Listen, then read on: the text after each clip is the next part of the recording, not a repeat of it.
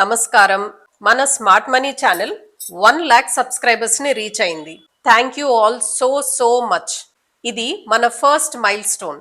మీ support లేకుండా, మీ feedback లేకుండా, మీ suggestions లేకుండా ఇది డెఫినెట్ గా పాసిబుల్ కాదు కదా.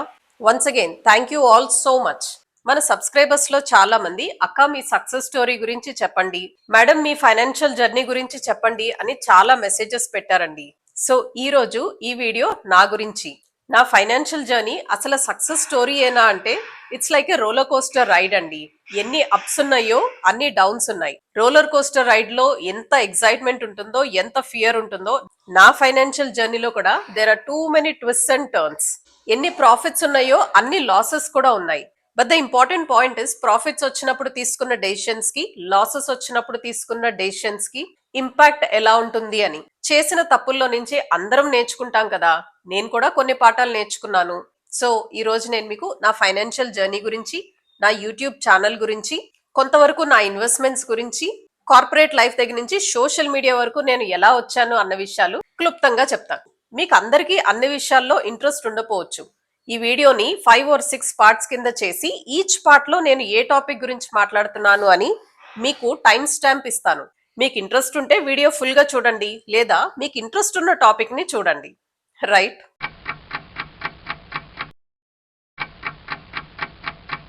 ఒక కాఫీ పెట్టుకుంటా మాట్లాడుకుందాం అండి. నేను పుట్టింది ఏలూరులో. ఫస్ట్ స్టాండర్డ్ నుంచి 10th స్టాండర్డ్ వరకు అబ్బో అసలు నా పేరు క్లాస్ లో మారు మోగిపోయేది. I was a backbencher అండి. క్లాస్ లో మొద్దు పిల్లలు ఎవరన్నా ఉంటే బాటమ్ నుంచి 3rd ప్లేస్ లో ఉన్నాను నేను. ఒక్క సంవత్సరం ఫైనల్ ఎగ్జామ్స్ లో కూడా మచ్చుకైనా నాకు 35 మార్క్స్ రాలేదు. ఎప్పుడు 32 దగ్గర, 33 దగ్గర అయిపోయేదాన్ని.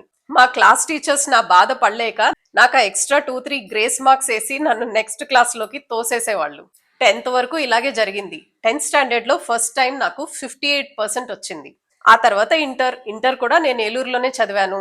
నా ఫ్రెండ్స్ అందరూ ఎంపీసీలు, బైపీసీలు తీసుకున్నారు. కానీ నాకు వచ్చిన మార్క్స్ కి నేను సిఈసి తీసుకున్నాను. But that is the first best decision I have taken అండి. చూడండి, ప్రతి ఒక్కళ్ళకి స్ట్రెంగ్త్ ఒక్క దగ్గరే ఉండదు. నాకు ఫిజిక్స్, మ్యాథ్స్ అండ్ కెమిస్ట్రీ అంటే మహా భయం. బట్ కామర్స్ లో, ఎకనామిక్స్ లో నేను షైన్ అయ్యాను. 10th క్లాస్ వరకు క్లాస్ లో బాటమ్ 3లో ఉన్న నేను ఇంటర్ లో సిఈసి తీసుకున్న తర్వాత టాప్ 3లోకి వెళ్ళాను. So for the first time academics related గా నేను కాన్ఫిడెంట్ గా ఫీల్ అయ్యాను. నేను కూడా ఏదో చేయగలను అన్న ఫీలింగ్ నాకు వచ్చింది. అదే కాన్ఫిడెన్స్ తో బీబీఎం విశాఖపట్నం గీతంలో నేను కంప్లీట్ చేశాను. ఆ తర్వాత ఎంబీఏతో పాటు కంపెనీ సెక్రటరీషిప్స్ ఎగ్జామ్ కూడా నేను కంప్లీట్ చేయాలి అని అనుకొని ఫస్ట్ అటెంప్ట్ లో సిఎస్ ఇంటర్ ఫినిష్ చేశానండి. ఎంబీఏ అయిపోయిన వెంటనే నాకు జాబ్ వచ్చింది. ఫస్ట్ జాబే టాటా టెలి సర్వీసెస్ లో వచ్చింది. ఎడ్యుకేషన్ కంప్లీట్ అయిన తర్వాత టాటా టెలి సర్వీసెస్ లో కాంట్రాక్ట్ ఎంప్లాయీగా నాకు ఫస్ట్ జాబ్ వచ్చింది. నా ఫస్ట్ శాలరీ 6,000 రూపీస్. ఇది 1998లో, 28 సంవత్సరాల క్రిందటి సంగతి చెప్తున్నాను నేను. నాకు ఆ జాబ్ వచ్చిన తర్వాత సంతోషించే వాళ్ళకన్నా క్రిటిసైజ్ చేసే వాళ్ళు చాలా మంది తయారయ్యారు. ముఖ్యంగా మా బంధువుల్లోనే. ఇంత చదువు చదివి ఎంబీఏ చేసి 6,000 రూపాయల జీతమా అన్నారు. ఆ పర్టికులర్ వర్క్ లో weekly 1 or 2 days field work కూడా ఉండేది. మా ఊరి భాషలో ఏం మాయరోగం వచ్చింది పిల్లకి, ఈ జాబ్ చేస్తుంది అన్న వాళ్ళు కూడా ఉన్నారు. కానీ మా నాన్నగారు మాత్రం నాకు ఒక్క మాట చెప్పారండి. కంపెనీని చూడు, పొజిషన్ ని చూడుకు. అది చిన్న జాబే అయ్యుండొచ్చు, కానీ నువ్వు ఒక మంచి కంపెనీలోకి ఎంటర్ అవుతున్నావు అన్న విషయం మర్చిపోవద్దు అని చెప్పారు. మాట్లాడే వాళ్ళు ఎప్పుడూ మాట్లాడుతానే ఉంటారు, నీ పన్ను చేసుకుంటూ ముందుకెళ్ళిపో అని చెప్పారు. ఆ ధైర్యంతోనే నేను నా వర్క్ మీద ఫోకస్ చేశాను. నేను టాటా టెలి సర్వీసెస్ లో వైజాగ్ లో 4 years వర్క్ చేశాను. 4 years నేను ఎప్పుడూ టాప్ పర్ఫార్మర్నే. అప్రైజల్స్ లో కూడా దాదాపు అన్ని సంవత్సరాలు నాకు హైయెస్ట్ రేటింగ్ వచ్చింది. ఆ తర్వాత పెళ్లి చేసుకుని బెంగళూరు వచ్చాను. బెంగళూరులో కాపురం అన్నారు. నాకు టాటా టెలి సర్వీసెస్ లో ట్రాన్స్ఫర్ దొరకలేదు. సో నేను రిజైన్ చేశాను. బెంగళూరు వచ్చిన తర్వాత ఒక 2 months ఖాళీగానే ఉన్నానండి. బట్ ఇంట్లో ఊరికే ఉండటం ఇష్టం లేక రకరకాల జాబ్స్ కి అప్లై చేశాను. నేను ఇక్కడ నేర్చుకున్న 3rd లెసన్. ఎన్ని జాబ్స్ కి అప్లై చేసినా, ఆఖరికి చిన్న చిన్న జాబ్స్ కి అప్లై చేసినా ఇంటర్వ్యూస్ లో ఫెయిల్ అయ్యేదాన్ని. చాలా బాధపడిన డేస్ చాలా ఉన్నాయి. ఆ టైంలో అసలు నాకు మళ్ళీ జాబ్ వస్తుందా అనే భయం కూడా అనిపించింది. కొన్ని రోజుల తర్వాత నాకు ఒక ఆలోచన వచ్చింది. మా పాత కంపెనీ టాటా టెలి సర్వీసెస్ కే నేను వెళ్ళి ఎందుకు ఎంక్వైరీ చేయకూడదు అని. సో బెంగళూరులో ఉన్న టాటా టెలి సర్వీసెస్ ని అప్రోచ్ అయ్యాను. హెచ్ఆర్ తో మాట్లాడాను. సో హెచ్ఆర్ కి వైజాగ్ లో ఉన్నప్పుడు నా ఎంప్లాయీ నెంబర్ని ఇచ్చాను. యూ ట్రస్ట్ మీ, వాళ్ళు లోపలికి వెళ్ళి బయటకు వచ్చిన తర్వాత ఒక్క 10 నిమిషాల తర్వాత the way they treated me, వాళ్ళు నన్ను చూసుకున్న విధానం నేను లైఫ్లో ఎప్పుడూ మర్చిపోనండి. చాలా ఆప్యాయంగా మాట్లాడారు. ఇంత మంచి పర్ఫార్మర్ ని మేవెందుకు వదిలేసుకుంటామని హెచ్ఆర్ నాతో నవ్వుతూ అన్నారు. ఇక్కడ నాకు అర్థమైన ఒక విషయం అండి, మనకి శాలరీ ఎవ్రీ మంత్ వస్తుంది, కానీ మనం సంపాదించుకున్న పేరు కొన్ని సంవత్సరాల పాటు మనతోనే ఉంటుంది. టాటా టెలి సర్వీసెస్ తర్వాత ఎయిర్టెల్లో జాయిన్ అయ్యాను. చాలా చిన్న పొజిషనే అది కూడా. అక్కడ కూడా same dedication, same hard work. ఎయిర్టెల్లో వర్క్ చేసేటప్పుడు దాదాపు ఎవ్రీ 2 years కి నాకు ఒక ప్రమోషన్ వచ్చిందండి. ఒక ఎగ్జిక్యూటివ్ గా ఎయిర్టెల్లో జాయిన్ అయి senior executive, team lead, assistant manager, manager వరకు ఎదిగాను. ఎయిర్టెల్లో నేను మరొక 3 months వర్క్ చేసి ఉండుంటే సీనియర్ మేనేజర్ గా నాకు ప్రమోషన్ వచ్చేది. కానీ అగైన్ నా లైఫ్ లో నేను తీసుకున్న one of the biggest decision నేను జాబ్ రిజైన్ చేయటం. అసలు ఉద్యోగం మానేయాలి అనే ఆలోచన నాకు ఎప్పుడూ లేదండి. నా కెరియర్ అంటే నాకు అంత ఇష్టం. ఒక ఎగ్జాంపుల్ చెప్తానండి. నేను ప్రెగ్నెంట్ గా ఉన్నప్పుడు నా డెలివరీకి ముందు రోజు వరకు నేను వర్క్ చేశాను. ఈ రోజు నైట్ వరకు నేను వర్క్ చేసి నెక్స్ట్ డే నా డెలివరీ. నాకు అంత ప్యాషన్ ఉండేది నేను చేసే పని మీద. కానీ జాబ్ మానేయాలి అనే డెసిషన్ నేను కేవలం ఒక్క రోజులో తీసుకున్నాను. మా ఇంట్లో పెద్దవాళ్ల సపోర్ట్ పెద్దగా లేకపోవటం వల్ల మా అబ్బాయిని డే కేర్ లో పెట్టవలసి వచ్చింది. మా వాడికి అప్పుడు 6 ఏళ్లు. ఆఫీస్ అయిపోయిన తర్వాత తనని పిక్ చేసుకోవటానికి నేను డే కేర్ దగ్గరికి వెళ్లి బెల్ కొట్టాను. ఆయమ్మ వచ్చి డోర్ ఓపెన్ చేసింది. ఆయమ్మతో పాటు ఒక చిన్న పిల్లాడు వచ్చి తొంగి నా వైపు చూశాడు. వచ్చింది వాళ్ళమ్మగారు కాదు అన్న విషయం రియలైజ్ అయ్యి ముఖం చిన్నగా పెట్టుకుని లోపలికి వెళ్ళిపోయాడు. ఆ చిన్న ఇన్సిడెంట్ అండి నన్ను బాగా కదిలించింది. సో ప్రతిరోజు మా అబ్బాయి కూడా ఎవరన్నా వచ్చి బెల్ కొడితే ఇలాగే తొంగి చూసి వచ్చింది నేను కాదు అని తెలిసిన తర్వాత ఇలాగే నిరాశపడి లోపలికి వెళ్ళిపోతాడా? ఆ ఒక్క క్వశ్చన్ నన్ను కంప్లీట్ గా కదిలించేసింది. ఆ రోజు రాత్రంతా నాకు నిద్ర పట్టలేదు. సో నెక్స్ట్ డే మా వారితో మాట్లాడాను. My husband is a very supportive husband అండి. యూజువల్ గా నేను తీసుకునే ఏ డెసిషన్ లో తను తల పెట్టరు. నేను జాబ్ చేస్తాను అన్న రోజున నీ ఇష్టం అన్నారు. నేను జాబ్ రిజైన్ చేయనా అని అడిగిన రోజున కూడా అది నీ ఇష్టం అన్నారు. సో ఆ రోజు నాకు అనిపించిందండి, కెరియర్ ని మళ్ళీ బిల్డ్ చేసుకోవచ్చు, ప్రమోషన్స్ మళ్ళీ తెచ్చుకోవచ్చు, డబ్బులు మరొక విధంగా సంపాదించుకోవచ్చు. కానీ మా వాడి ముఖం మీద మిస్ అవుతున్న ఆ స్మైల్, వాడి డిసప్పాయింట్మెంట్స్, కామ్ గా మనసులో వాడు ఎంత బాధపడుతున్నాడో. నేను జాబ్ చేయకపోవచ్చు, కానీ నా దగ్గర ఉన్న ఆ చిన్న సేవింగ్స్ నా కోసం పనిచేయాలి. నేను జాబ్ చేయడానికి బయటికి వెళ్ళకపోవచ్చు, కానీ ఇంట్లో ఉండి నేను ఏదైనా చేయొచ్చు కదా. ఇలా రకరకాల ఆలోచనలు.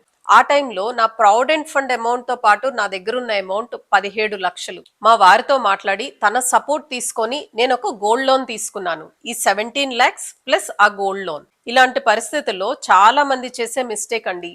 నా ఫ్రెండ్స్ లోనే చాలా మంది ఉన్నారు. ఆ మిగిలిన అమౌంట్ తో లగ్జూరియస్ గా ఒక కారు కొనటమో, ఒక ట్రిప్ కి వెళ్ళటమో, ఇలా వాళ్ళ దగ్గరున్న డబ్బుల్ని ఖర్చు పెట్టేశారు. కానీ ఇక్కడ నేను తీసుకున్న ఒక సరైన నిర్ణయం, గోల్డ్ లోన్ అమౌంట్ ప్లస్ నా దగ్గరున్న అమౌంట్ రెండు కలుపుకొని నేను ఒక చిన్న అపార్ట్మెంట్ కొన్నాను. 2 bedroom అపార్ట్మెంట్. సో ప్రతి నెల నాకు రెంట్ రావటం స్టార్ట్ అయింది. అంటే ప్రతి నెల నా దగ్గర క్యాష్ ఫ్లో ఉంది.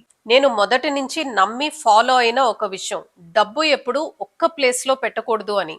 Never put all your eggs in one basket. So వచ్చిన రెంటల్ అమౌంట్ ని, స్టాక్స్ లో వచ్చిన కొద్దిపాటి ప్రాఫిట్ ని అక్యూములేట్ చేసుకునేదాన్ని. ఆ చిన్న చిన్న అమౌంట్స్ ని ఇంట్రెస్ట్ కి ఇవ్వడం స్టార్ట్ చేశాను. But here we need to be very very careful. మనం ఎవరికి డబ్బులు ఇస్తున్నాము అనేది అతి ముఖ్యమైన విషయం. ఇక్కడ నేను ఒక విషయం ఖచ్చితంగా చెప్తానండి. నేను అమౌంట్ ఇంట్రెస్ట్ కి ఇచ్చింది కేవలం ఇద్దరికి.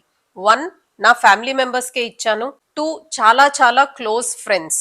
ఇక్కడ నా గురించి నాకే ప్రౌడ్ గా అనిపించే ఒక్క విషయాన్ని నేను మీతో షేర్ చేసుకుంటానండి. స్టాక్స్ కొనటానికి, గోల్డ్ కొనటానికి మనం ఎవరి మీద డిపెండ్ అవ్వాల్సిన అవసరం లేదు. కానీ మీరు ఇంట్రెస్ట్ కి డబ్బు బయటకి ఇచ్చేటప్పుడు మీకున్న కంట్రోల్ ఏంటి? ఇక్కడ నేను మా వారి హెల్ప్ తీసుకున్నాను.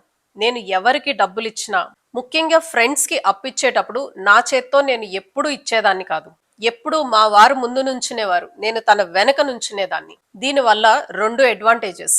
1, డబ్బు తీసుకునే వాళ్ళకి భయం ఉంటుంది. నెంబర్ 2, నా పాటికి నేను ఏదో చేసుకుని వెళ్ళిపోవటమే కాకుండా మా హస్బెండ్ ని ప్రతి దాంట్లో ఇన్వాల్వ్ చేస్తున్నాను కాబట్టి అది తనకి నేను ఇస్తున్న గౌరవం. Most of the younger generation, wife and husband మధ్యలో వచ్చే ఒక పెద్ద ప్రాబ్లం కి ఇదే సొల్యూషన్ అండి. Life is very simple. ఏ అమ్మాయికైనా ఏ వైఫ్ కైనా కావాల్సింది రెండే రెండు. ఒకటి హస్బెండ్ దగ్గర నుంచి ఎఫెక్షన్ అండ్ హస్బెండ్ టైం. అలానే ఏ అబ్బాయికైనా ఏ హస్బెండ్ కైనా కావాల్సింది ఒకటే ఒకటి. They just need one thing, respect. 4 గోడల మధ్య మీరు ఎట్లా అయినా ఉండండి. కానీ ఒక్కసారి అడుగు బయటకు పెట్టిన తర్వాత నలుగురు మధ్యలో ఉన్నప్పుడు, నలుగురు మధ్యలో మాట్లాడుతున్నప్పుడు మీరు మీ హస్బెండ్ కి రెస్పెక్ట్ ఇచ్చి తీరాల్సిందే. ముఖ్యంగా కొత్తగా పెళ్లి చేసుకున్న పిల్లలకి చెప్తున్నానండి. మీ హస్బెండ్ మీ దగ్గర నుంచి కోరుకునేది కేవలం గౌరవం. ఒక్కసారి అది ఇచ్చి చూడండి, రిలేషన్షిప్ ఎంత స్ట్రాంగ్ అవుతుందో మీకు తెలుస్తుంది. సో ఒక్కసారి ఇల్లు దాటి బయటకెళ్తే నేను నా హస్బెండ్ వెనక నుంచోటానికే ఇష్టపడతాను. And I'm very proud and happy to say this. Okay, coming back to interest part of it. నాకు మరొక సోర్స్ ఆఫ్ ఇన్కమ్ యాడ్ అయింది. ఇందులో వచ్చిన ప్రతి రూపాయిని నేను కేర్ఫుల్ గా సేవ్ చేశాను. ఒకసారి అది డీసెంట్ అమౌంట్ అయిన తర్వాత నేను ఫ్రెండ్స్ బిజినెస్ లో ఇన్వెస్ట్మెంట్స్ చేయడం స్టార్ట్ చేశాను. అక్కడ కూడా నేను డైరెక్ట్ ఇన్వెస్ట్మెంట్స్ చేయలేదు. I went through my husband. ఇలా ఒక్కొక్క సోర్స్ ని నెమ్మదిగా బిల్డ్ చేసుకుంటూ వెళ్ళాను. ఇవన్నీ వింటుంటే నేనేదో చాలా ప్లాన్డ్ గా చేసుకున్నాను అని మీకు అనిపించవచ్చు, కానీ అది నిజం కాదండి. అప్పట్లో నేను చాలా తప్పులు కూడా చేశాను. చూడండి, నేను వర్క్ చేసే టైంలోనే స్టాక్స్ కొనటం స్టార్ట్ చేశాను, కరెక్టే. కానీ ఏ స్టాక్ కొనాలి, ఎప్పుడు అమ్మాలి, ఇదంతా నాకు సరిగ్గా తెలియదు. సో తెలియకుండా స్టాక్స్ లో నేను ఇన్వెస్ట్ చేశాను కాబట్టి కొన్నిట్లో ప్రాఫిట్ వచ్చింది, కొన్నిట్లో హ్యూజ్ గా లాసెస్ కూడా వచ్చింది. ఫర్ దట్ మ్యాటర్ నేను ఎయిర్టెల్ కంపెనీలోనే వర్క్ చేస్తున్నాను కదా అని కొన్న ఎయిర్టెల్ స్టాక్ కూడా నేను రాంగ్ టైంలో అమ్మేయటం వల్ల హ్యూజ్ లాస్ వచ్చింది. కానీ ఈ ఎంటైర్ ప్రాసెస్ లో నాకు కాంపౌండింగ్ ఉన్న ఇంపార్టెన్స్ ఏంటో అర్థమైంది. ఇప్పుడున్నంత సోషల్ మీడియా అప్పుడు లేదు కదండి. ఏదైనా ఎక్స్పీరియన్స్ లో నుంచి నేర్చుకోవటమే. మార్కెట్ క్రాష్ అయినప్పుడు లార్జ్ క్యాప్ కంపెనీస్ లో ఇన్వెస్ట్ చేయటం వల్ల వచ్చే లాభం ఏంటో నాకు అర్థమైంది. అదే టైంలో గోల్డ్ కున్న ఇంపార్టెన్స్ ఏంటో నాకు అర్థమైంది. కొంచెం కొంచెం ఇన్వెస్ట్మెంట్స్ అయినా స్లోగా పెంచుకుంటా వెళ్ళాను. అయితే అన్ని నేను ఇప్పుడు మీకు చెప్తున్నంత స్మూత్ గా సాఫ్ట్ గా జరగలేదండి. చాలా వాటిల్లో నేను ఇన్వెస్ట్ చేసి నష్టపోయినవి కూడా ఉన్నాయి. అది కూడా చెప్తాను చూడండి. చిన్న చిన్న బిజినెసెస్ ట్రై చేయాలి అనుకున్నప్పుడు నేను విజయవాడ నుంచి పికిల్స్ తీసుకొచ్చి రీసెల్లింగ్ చేద్దాం అనుకున్నా. That was a failure business. Gujarat నుంచి, రాజస్థాన్ నుంచి బాక్సెస్ లో గార్మెంట్స్ తెప్పించి రీసెల్ చేయాలి అనుకున్నా. That was also a failure. అప్పుడు నాకు ఒక విషయం చాలా క్లియర్ గా అర్థమైందండి. I'm very bad at sales and I'm very bad at marketing. ఇది నా స్కిల్ కాదు. ఎందుకంటే నేను స్టాక్ తీసుకొచ్చి మా ఇంట్లో పెట్టుకున్న రోజును కూడా నా ఫ్రెండ్స్ ఇంటికి వస్తే కనీసం వాళ్ళకి నేను డ్రెస్సెస్ తెప్పించాను చూస్తారా అని అనటానికి కూడా నాకు నోరు రాలేదు. I was feeling very embarrassed. నేనేదో తప్పు చేస్తున్న ఫీలింగ్ వచ్చింది నాకు. సో ఆ రోజు నాకు అనిపించింది నేను సేల్స్ అండ్ మార్కెటింగ్ పర్సన్ ని కాదు అని.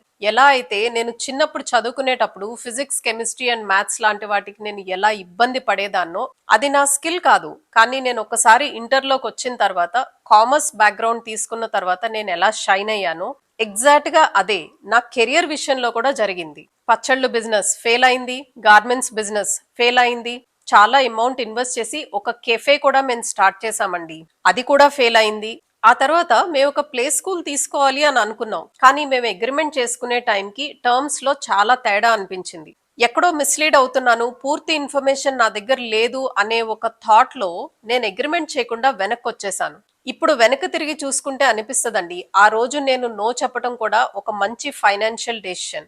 కొన్నిసార్లు మనం కేవలం డబ్బుని ఇన్వెస్ట్ చేయటమే తెలివైన డెసిషన్ అవదండి. ఇన్వెస్ట్ చేయకుండా వెనక్కి తగ్గటం, ఆగిపోవటం కూడా మంచి డెసిషనే.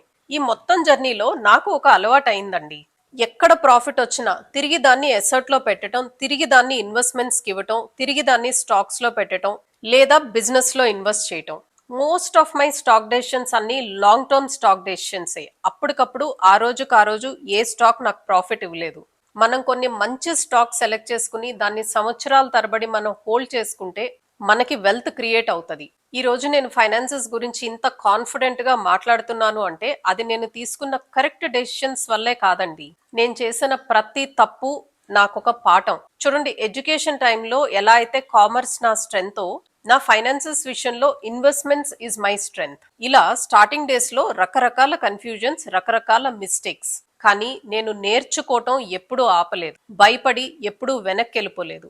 ఆ కాన్ఫిడెన్సే మార్కెట్ క్రాష్ అయినప్పుడు పానిక్ అయిపోకుండా ఎలా ఉండాలో నాకు నేర్పించింది. సో ఇక్కడ వరకు ఫైనాన్స్ రిలేటెడ్ గా నేను తీసుకున్న రైట్ డెసిషన్స్ అంటే, నా ఇన్వెస్ట్మెంట్స్ అన్ని ఎప్పుడూ తీసుకెళ్లి నేను ఒక్క ప్లేస్ లోనే పెట్టలేదు. స్టార్టింగ్ డేస్ లో ఫిక్స్డ్ డిపాజిట్ అండ్ గోల్డ్, స్లోగా దానికి స్టాక్స్ యాడ్ అయింది, ఆ తర్వాత ఇంట్రెస్ట్ అమౌంట్ యాడ్ అయింది, ఆ తర్వాత బిజినెస్ అమౌంట్ యాడ్ అయింది. సో డైవర్సిఫై చేసుకోవటం వల్ల మనకి ఒక దగ్గర లాస్ వచ్చినా ఇంకో దగ్గర అది కవర్ అయింది. That is the first lesson. Second most important thing, తప్పులు అందరం చేస్తాం. మనం పెట్టిన కొన్ని ఇన్వెస్ట్మెంట్స్ రాంగ్ అవ్వచ్చు, కానీ నేర్చుకోవటం ఎప్పుడూ మనం ఆపకూడదు. అలానే నేను ఎక్కడా పెద్ద పెద్ద అమౌంట్స్ ని రిస్క్ చేయలేదు. అందుకే కొన్ని బిజినెస్లు ఫెయిల్ అయినా కూడా నేను నిలబడగలిగాను. సరే, ఇవన్నీ ఇలా వెళ్తూ ఉండగా నాకు డేలో చాలా టైం ఉన్నట్టు అనిపించిందండి. అదే టైంలో యూట్యూబ్ కూడా చాలా ట్రెండింగ్ లో ఉంది. నేను కూడా యూట్యూబ్ లోకి ఎంటర్ అయిపోదాము అని అనుకుని నేను ఒక కుకింగ్ ఛానల్ స్టార్ట్ చేశాను. అది ఒక ఛానల్ కాదు, నేను 2 ఛానల్స్ స్టార్ట్ చేశాను. సేమ్ కుకింగ్ ఛానల్, ఒకటి తెలుగులో, రెండోది ఇంగ్లీష్ లో వాయిస్ ఓవర్ ఇచ్చి. దాదాపు 1 సంవత్సరం పాటు, ఎంటైర్ 1 ఇయర్ నేను పెట్టిన ఎఫర్ట్ అంతా ఇంత కాదు. వీడియో క్వాలిటీ చాలా బాగుండేది, కానీ వ్యూస్ చాలా తక్కువ వచ్చేయండి. అలా కష్టపడగా నాకు ఆ ఛానల్ మానిటైజ్ అవ్వటానికే ఆల్మోస్ట్ సంవత్సరం టైం పట్టింది. కరెక్ట్ గా నా ఛానల్ మానిటైజ్ అవుతున్న టైంలోనే ఫస్ట్ కోవిడ్ వేవ్. ఆ టైంలో అండి, డోర్ తీసుకుని ఇంట్లో నుంచి బయటకు ఎవరు వచ్చేవాళ్ళు కూడా కాదు. కానీ నాకు మా వారికి ఎందుకో అనిపించింది, అది సమ్మర్ టైం, చాలా ఎండగా ఉందండి. మా ఇంటి దగ్గర ఒక పోలీస్ అవుట్ పోస్ట్ పెట్టారు. అక్కడ పోలీసులు పాపం కూర్చుని ఉండేవాళ్ళు. వాళ్ళకి ఏమన్నా వాటర్ కావాలేమో అని ఫ్రిడ్జ్ లో వాటర్ పెట్టి ఆ చల్లటి వాటర్ బాటిల్స్ తీసుకెళ్లి వాళ్ళకి ఇద్దాము అని నేను, మా వారు, మా అబ్బాయి ముగ్గురు మధ్యాహ్నం అప్పుడు అరౌండ్ 3 o'clock కి ఆ వాటర్ బాటిల్స్ తీసుకొని పోలీస్ అవుట్ పోస్ట్ దగ్గరికి వెళ్ళాం. అప్పుడు నాకు ఒకటి కనిపించిందండి. ఆ పోలీస్ అవుట్ పోస్ట్ దగ్గర నేను ఒక పర్సన్ ని చూశాను. ఆయన మైగ్రెంట్ లేబర్, ఐ థింక్ వేరే స్టేట్ నుంచి ఇక్కడ వచ్చి ఈ రెగ్యులర్ కన్స్ట్రక్షన్ వర్క్ అని ఇలా చిన్న చిన్న పనులు చేసే వాళ్ళు వస్తూ ఉంటారు కదా, మైగ్రేట్ అయి వర్క్ కోసం పాపం ఇక్కడికి వచ్చిన పర్సన్. వాళ్ళు ప్రతిరోజు పని చేయకపోతే వాళ్ళకి డబ్బులు ఉండవు. ఒకవేళ డబ్బులున్నా ఫస్ట్ కోవిడ్ టైంలో మీకు గుర్తుంటే హోటల్స్ కూడా క్లోజ్ చేశారు. సో ఏదన్నా కొనుక్కోటానికి కూడా లేదు. ఆయన ముఖంలో కనిపించిన బాధ, అతనికి పాప పోలీస్ వాళ్ళు వాళ్ళ టేబుల్ మీద ఉన్న అట్టిపళ్ళు ఇంకేదో ఫ్రూట్స్ ఉంటే అతనికి ఇచ్చారండి. కానీ అతని కళ్ళల్లో కనిపించిన బాధ, ఫుడ్ తిని 1 రోజు అయిందో 2 రోజులు అయిందో తెలియదు. వాళ్ళ ఇంట్లో 3 చిన్నపిల్లలు ఉన్నారంట. అది చూసి నాకు ప్రాణం పోయినట్టు అనిపించింది. ఇంటికి వచ్చిన తర్వాత నేను, మా వారు డిసైడ్ చేసుకున్నాం, ఫుడ్ ప్యాకెట్స్ చేసి ఈ పోలీస్ అవుట్ పోస్ట్ దగ్గర ఇద్దాము, ఇలాంటి వాళ్ళు ఎవరన్నా వస్తే ఇస్తారు కదా అని. సో ప్రతిరోజు morning 50 packets and evening 30 packets చేయాలని డిసైడ్ చేసాం. రెస్టారెంట్స్ ఓపెన్ చేసే వరకు మేము ఇది కంటిన్యూ చేయాలి అని అనుకున్నాం. కానీ మీకు తెలిసిన విషయమే కదండి, కామన్ గా మన ఇళ్లలో మనం పెద్ద పెద్ద కుక్కర్లు పెట్టుకోం. ఇంటికి సరిపడా 2 లీటర్ కుక్కర్స్, 5 లీటర్ మాక్సిమం, పెద్దగా ఉంది అంటే ఒక 5 లీటర్ కుక్కర్ ఉంటుంది. కానీ 50 ప్యాకెట్స్ మార్నింగ్ చేయాలి అని అంటే నేను ఎన్నిసార్లు కుక్ చేయాలి? సో ఫుల్ డే ఆ పని సరిపోయేది. మా వారు, మా అబ్బాయి ఇద్దరు కలిసి ప్యాకింగ్ చేసేవాళ్ళు. ఈ పని అయినప్పటికీ మధ్యాహ్నం అయిపోయేది. 1 గంట రెస్ట్ తీసుకుని ఈవినింగ్ మళ్ళీ చేసేదాన్ని. ఈ ప్యాక్ చేసిన ఫుడ్ అంతా తీసుకెళ్లి అవుట్ పోస్ట్ దగ్గర ఇచ్చేవాళ్ళం. అక్కడ పోలీస్ వాళ్ళు ఎవరన్నా ఫుడ్ కావాలని వస్తే వాళ్ళకి ఆ ప్యాకెట్స్ డిస్ట్రిబ్యూట్ చేసేవాళ్ళు. పోలీసులు నిజంగా ఆ టైంలో చేసిన సర్వీస్ అండి, కాళ్ళకి దండం పెట్టొచ్చు. మనలో చాలా మంది కోవిడ్ అనుకుని తలుపులు వేసుకుని ఇంట్లో కూర్చుంటే వాళ్ళు సర్వీస్ చేశారు. నాకు ఇంత హెవీ కుకింగ్ చేయటం అలవాట్లేదు. అలవాట్లేని పనులు చేయటం వల్ల నాకు షోల్డర్ టేర్ కూడా అయింది ఆ టైంలో. అఫ్ కోర్స్ ఇప్పటికీ పూర్తిగా తగ్గలేదు అనుకోండి. ఏది ఏమైనా నా కుకింగ్ ఛానల్ కన్నా నలుగురికి ఫుడ్ పెట్టడం మంచి పని అని నేను, మా వారు డిసైడ్ అయ్యాం. సో కుకింగ్ ఛానల్ పక్కకెళ్ళిపోయింది. ఈ వర్క్ లో కంప్లీట్ గా 1 నెల రోజుల పాటు తలమునకలైపోయాం. ఆ 1 మంత్ కుకింగ్ ఛానల్లో బ్రేక్ తీసుకోవటం ఎందుకో నాకు మళ్ళీ ఆ వర్క్ చేయాలి అని అనిపించలేదండి. లైఫ్ లో ఒక్కొక్కసారి మన ప్రయారిటీస్ మారిపోతాయి. ఆ యూట్యూబ్ ఛానల్ మానిటైజ్ అయినా కూడా నేను దాన్ని ఇంట్రెస్టింగ్ గా ముందుకు తీసుకెళ్లలేకపోయాను. సో ద ఫైనల్ థింగ్, మా అబ్బాయికి ఐఐటిలో సీట్ వచ్చింది. తను హాస్టల్కి వెళ్ళాలి. తను హాస్టల్కి వెళ్ళిపోయాడు. నేను జాబ్ మానేసిన రోజున ఎలా అయితే కంప్లీట్ గా ఎంటీ ఫీల్ అయ్యానో అదే ఫీలింగ్ తిరిగి రెండింతలు మా వాడు హాస్టల్కి వెళ్ళినప్పుడు నాకు వచ్చింది. ఆ టైంలో కనీసం సాయంత్రం అప్పుడు స్కూల్ అయిపోయిన తర్వాత వాడు ఇంటికి వచ్చేవాడు. సో ఈవినింగ్ నుంచి మార్నింగ్ తను స్కూల్కి వెళ్లే వరకు నేను బానే ఉండేదాన్ని. కానీ ఇప్పుడు తను 6 మంత్స్కి ఒకసారి ఇంటికి వస్తాడు. ఇప్పుడు నేను ఏం చేయాలి? రోజు ఏడుస్తా కూర్చునే కన్నా, మిస్ అవుతున్నాను అనుకునే ఫీలింగ్ కన్నా, నాకు తెలిసిందేదో నేను చేస్తే బాగుంటది కదా అని నేను ఆలోచించాను. సో మళ్ళీ యూట్యూబ్ గుర్తొచ్చింది. ఈసారి యూట్యూబ్ ఛానల్ స్టార్ట్ చేసే ముందు లాస్ట్ టైం నేను చేసిన మిస్టేక్స్ చేయకూడదు అని డిసైడ్ అయ్యాను. సో ఈసారి నేను డిసైడ్ అయ్యానండి, నేను ఫేస్ దాచుకోను, నేను ఏఐ యూస్ చేయను. నేను ఈసారి షేర్ చేయాలనుకుంటుంది కేవలం రెసిపీస్ కాదు, నేను నా లైఫ్ లో నేర్చుకున్న పాఠాలు. డబ్బు గురించి, ఇన్వెస్ట్మెంట్స్ గురించి, నేను చేసిన తప్పుల గురించి, నేను తీసుకున్న మంచి నిర్ణయాల గురించి. నాకున్న ఎక్స్పీరియన్స్ ఇంకెవరికన్నా ఉపయోగపడుతుంది కదా. నేను నేర్చుకునే టైంలో ఇంత సోషల్ మీడియా లేదు, కానీ ఇప్పుడు సోషల్ మీడియా ఉంది. సో నాకు తెలిసిన విషయం నేను నలుగురికి ఎందుకు చెప్పకూడదు? సో ఇలాంటి ఆలోచనలతో స్మార్ట్ మనీ మైండ్ సెట్ తెలుగుని స్టార్ట్ చేశాను. ఇక్కడ కూడా కామెంట్ చేసిన వాళ్ళు చాలా మందే మన చుట్టూ ఉన్న వాళ్ళేనండి. ఇప్పుడు నీకు ఇది అవసరమా? నీకంత టైం ఉందా? 50 ఇయర్స్ వచ్చిన లేడీ ఇన్వెస్ట్మెంట్స్ గురించి మాట్లాడుతుంటే నిన్నెవరు చూస్తారు? అబ్బో, చాలా మాటలే విన్నానండి. కానీ నాకు అనిపించింది, ఒకసారి ప్రయత్నిస్తే తప్పులేదు కదా. మహా అయితే ఏమవుతుంది? నేనేమి హెవీ ఇన్వెస్ట్మెంట్స్ చేయట్లేదు కదా. మహా అయితే కాస్త నా టైం వేస్ట్ అవుతుంది. ఈ రోజు నేను కాన్ఫిడెంట్ గా మీకు ఒక విషయం చెప్తానండి. మీ లైఫ్ లో మీకు కూడా ఎప్పుడైనా ఏదైనా తప్పు జరిగితే అది ఎండ్ కాదు. అదే కొన్నిసార్లు మీ లైఫ్ లో కొత్త బిగినింగ్ కావచ్చు. సో అదండి, ఈ రోజు మనం ఒక 1 lakh బిగ్ ఫ్యామిలీ. మన ఫ్యామిలీలో అందరికీ సూపర్ సక్సెస్ రావాలని నేను మనస్ఫూర్తిగా కోరుకుంటున్నాను. మరొకసారి మీ అందరికీ పేరు పేరున థ్యాంక్ యూ సో మచ్. ఇది నా financial roller coaster journey. Hope you enjoyed it. I'll see you again. Bye by.